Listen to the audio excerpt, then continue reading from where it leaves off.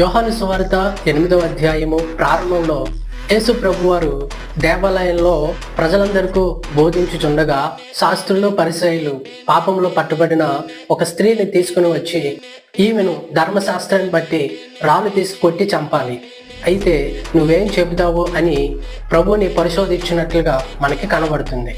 అయితే ప్రభు వారి మాటలు పట్టించుకోకుండా నేలను వంగి వ్రేలితో ఏదో రాస్తున్నాడు.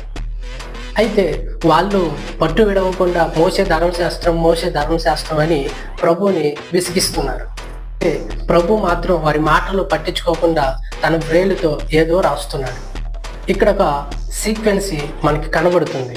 సీనాయి పర్వతం మీద వాళ్ళు ఏదైతే మోసే ధర్మశాస్త్రం అంటున్నారో అదే మోషేకు అదే వ్రేలితో రాతి పలకలను దేవుడు మోషేకి ఇచ్చాడు. అంటే వాళ్ళు చెప్తున్న ఆ ధర్మశాస్త్రాన్ని చేసింది ప్రభువే.